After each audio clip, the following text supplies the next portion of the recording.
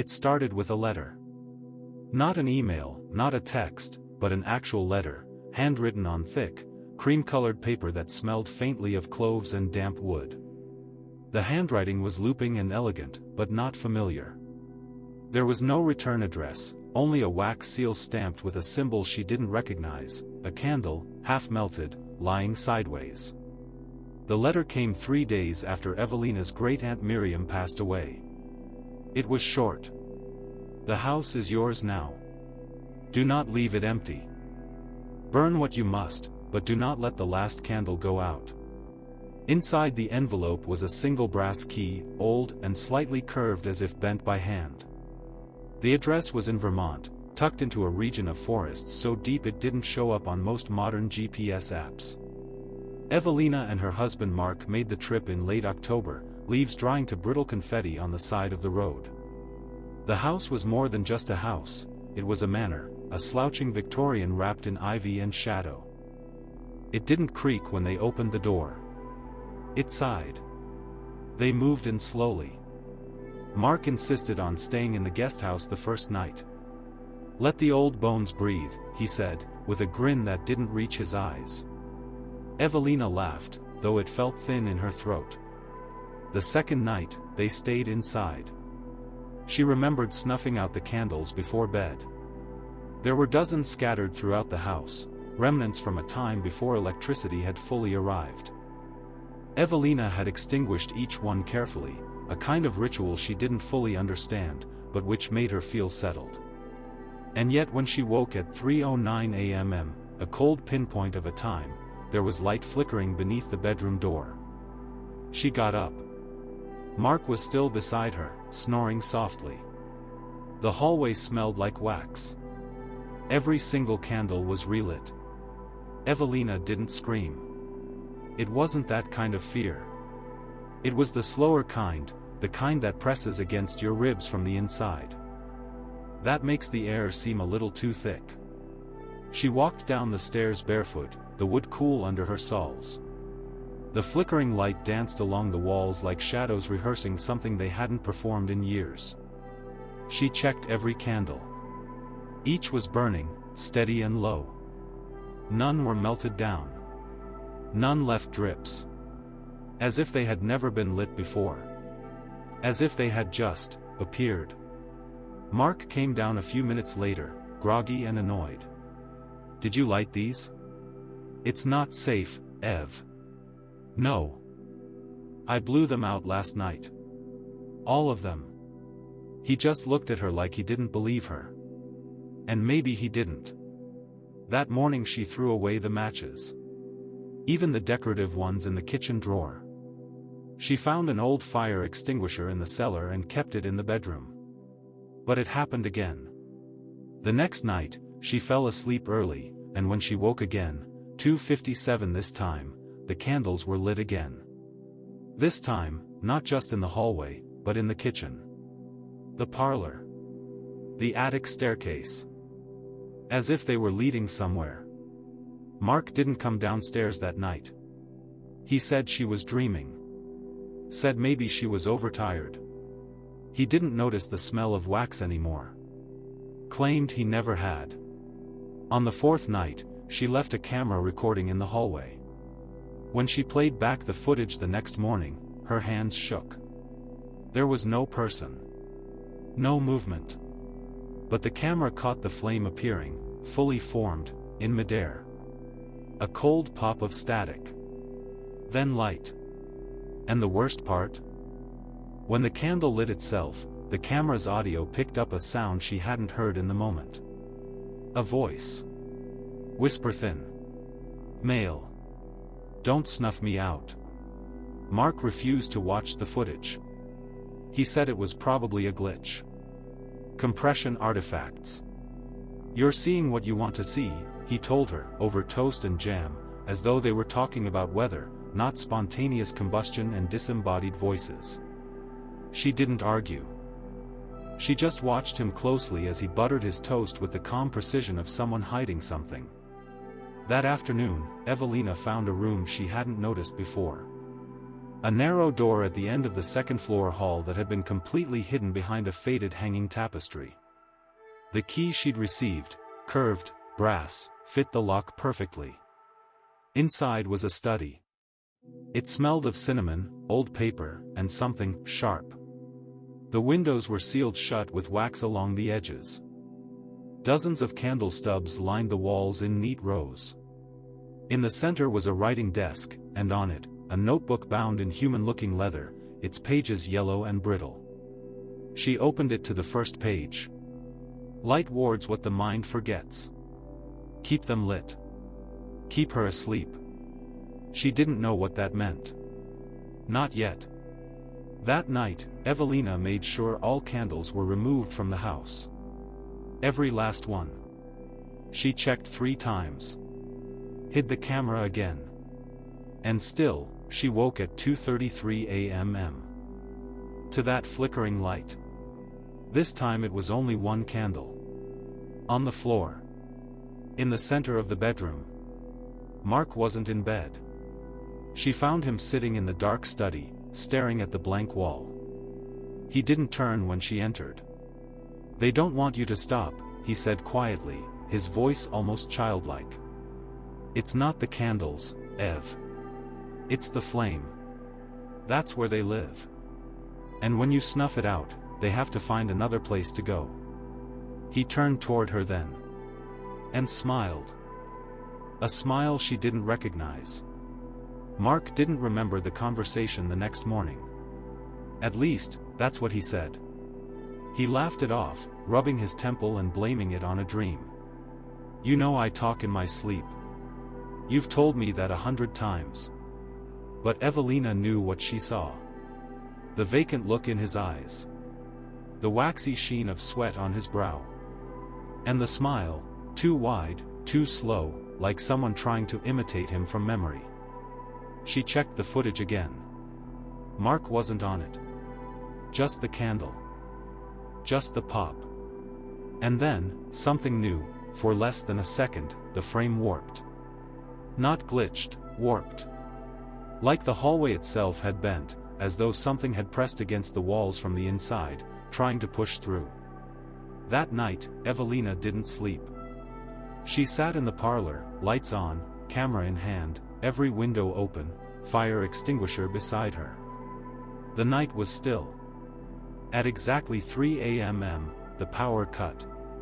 She sat frozen in the dark for 3 full minutes before the matches lit. 3 separate flames, one by one, like someone lighting a birthday cake with careful ceremony.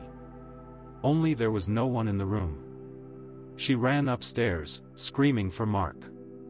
The bedroom door was shut.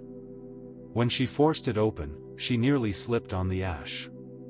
There was a trail of it, from the window to the bed, and Mark lying there, fast asleep, face covered in soot.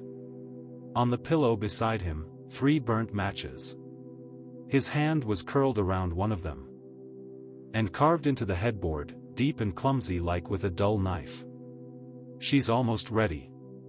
Evelina left the house that morning. Just for an hour. Just to breathe. She drove down to the gas station off the state road, the only place with cell service, and called someone she hadn't spoken to in over a year, Dr. Maura Searle, her old university roommate and now a practicing psychiatrist. "I think my husband is trying to gaslight me," Evelina said. "But I can't prove it. I don't even know if it's him anymore." Maura was quiet for a moment. Then she asked for the address. 2 days later, Maura showed up in a gray sedan, arms full of notebooks, meds, and her tired, skeptical professionalism. She greeted Evelina, hugged her too tightly, then locked eyes with Mark, who watched from the porch. "Psychiatric evaluation," he said coolly. "Of your own wife. You sure you're comfortable with that?" "She asked for me," Maura replied. "That's all that matters." That evening, Evelina heard them talking in the study while she tried to sleep. Then laughing. Then the sound of glasses clinking. When she crept downstairs, they were both drinking from an old decanter she didn't recognize. The notebook, the one from the study, lay open between them, and both were too drunk to notice her standing in the doorway. She was always a little high-strung, Maura was saying, giggling. "Whole house'll be in our name by winter," Mark slurred. "She thinks she's going crazy. We just help the story along." Mark raised his glass. "To flames that don't die." They both laughed. Evelina didn't sleep that night. She didn't cry. She just waited. And when the flame lit itself again, at 3:11 a.m., dead center in the hallway, she walked toward it. And whispered, "I'm ready." They woke to the smell of smoke. Not soft, curling chimney smoke, but thick, black, lung-stabbing heat.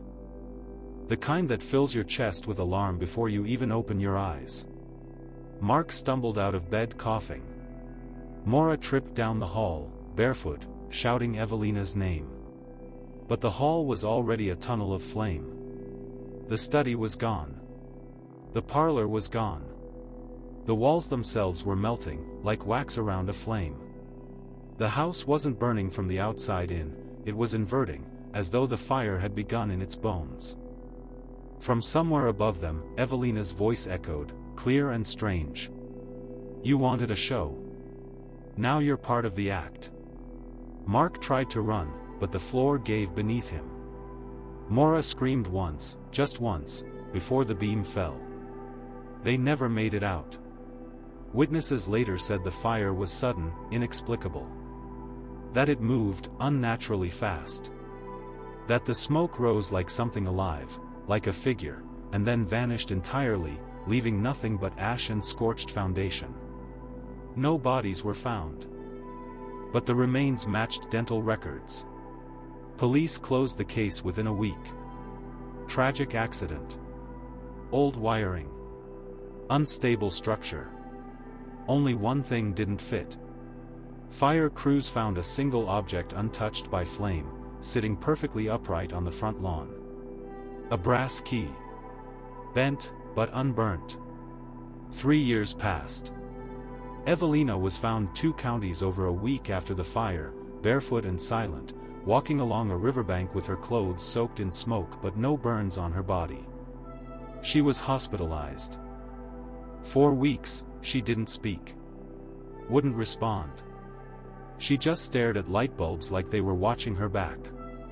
Eventually, she was released into the care of her cousin. The case against her collapsed after new evidence was discovered by an off-duty detective on a fishing trip. He found a camera. Slightly melted, wedged between 2 river rocks downstream from where the manor had stood. Inside the memory card, grainy footage of Mark and Maura toasting each other, laughing, whispering about signatures and legal loopholes. The notebook between them. The word gaslight used like a joke. The footage leaked online. Public outrage followed. Her name was cleared. No charges were ever filed. Too much time had passed. Too little evidence remained. But she got to walk free. And somehow, she built a life again. A modest home. A job at the town library. 2 children, raised gently. She never remarried. And every night, before bed, the entire house went dark. No night lights. No glowing clocks. No flickering screens. Not even a candle at Christmastime. Because Evelina couldn't sleep in light. She had panic attacks if even a single bulb was left glowing. The kids learned early. No exceptions. No mistakes. Because sometimes, in the very early hours, she'd still wake up whispering. To no one. She's still in there. And I won't let her find a flame. Evelina died quietly at 82, with her children and grandchildren surrounding her. She hadn't spoken about the manor in decades. Not even to her daughter, who was 6 when she first saw her mother collapse at the flicker of a lightning storm. The past was buried.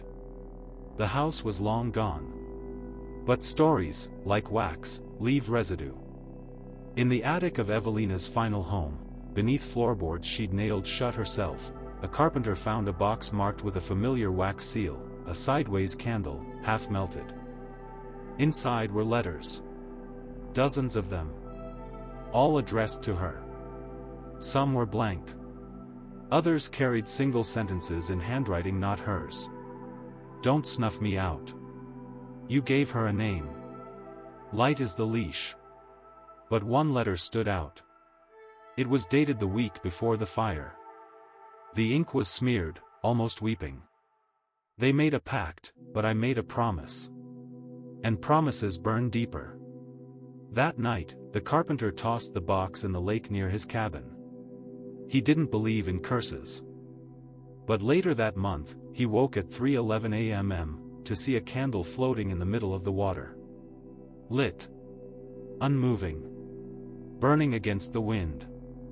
And when he looked again, it was gone, but the smell of wax lingered. He never returned to the attic.